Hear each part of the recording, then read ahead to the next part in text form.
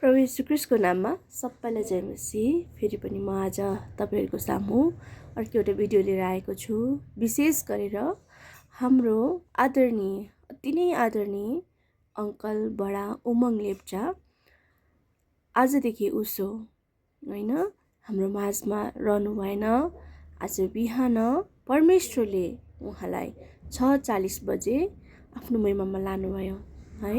संसारमा उहाँले रौन्जेल प्रभुमा समर्पित भएर आज प्रभुको मण्डलीमा आज साच्चीकै उहाँले एकदमै आज ठुलो योगदान पुर्याउनु भएको छ है।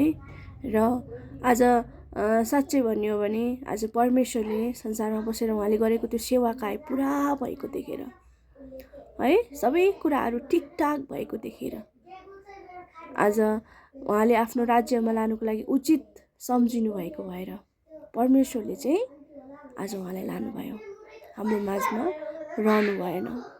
उहाँ चाहिँ हाम्रो एउटा विश्वासी जगतमा चाहिँ है कस्तो हुन्छ भन्दा मृत्यु चाहिँ अन्तिम बिदाइ हुँदैन है।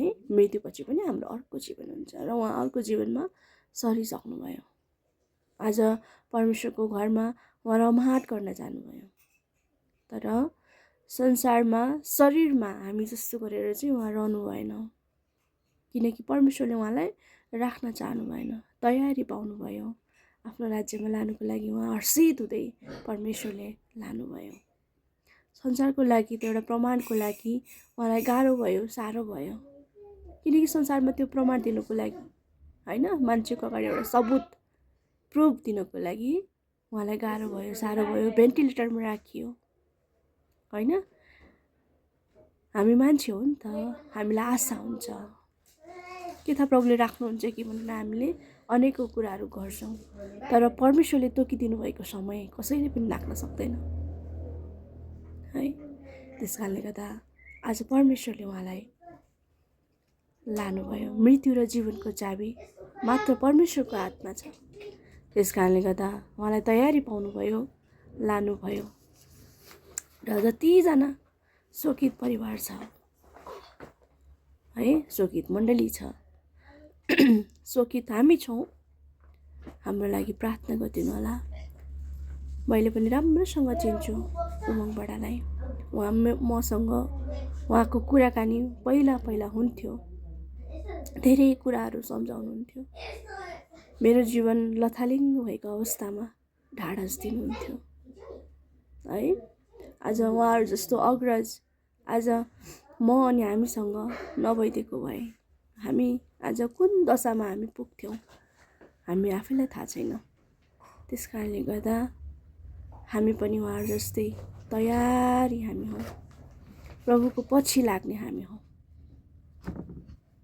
प्रभुलाई सदैव हामीले अगाडि राखौँ, पहिलो स्थान हामी प्रभुलाई दिउँ।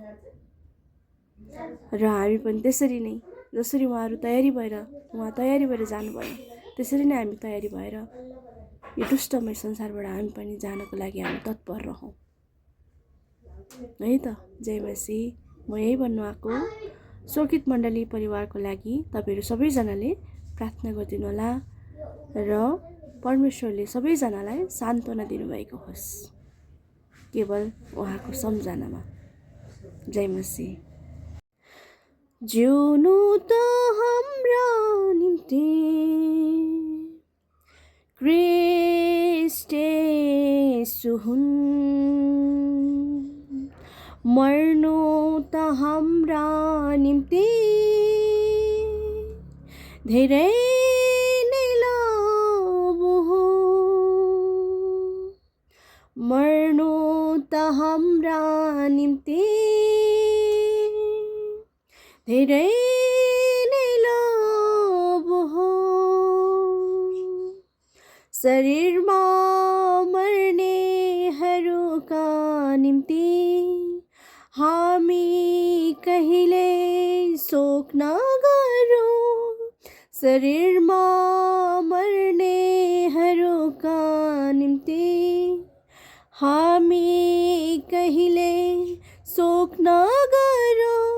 जस्तै आशा नहुनेहरू गर्छन् हामी त फेरि भेट्ने आशामा छौँ, जस्तै आशा नहुनेहरू गर्छन्। हामी त फेरि भेट्ने आशामा छौँ, जिउनु त हाम्रा निम्ति क्रिस्ट येशू हुन्, मर्नु त हाम्रा निम्ति धेरै नै लाभ हो, मर्नु त हाम्रा निम्ति धेरै नै लाभ हो। जय मसीह।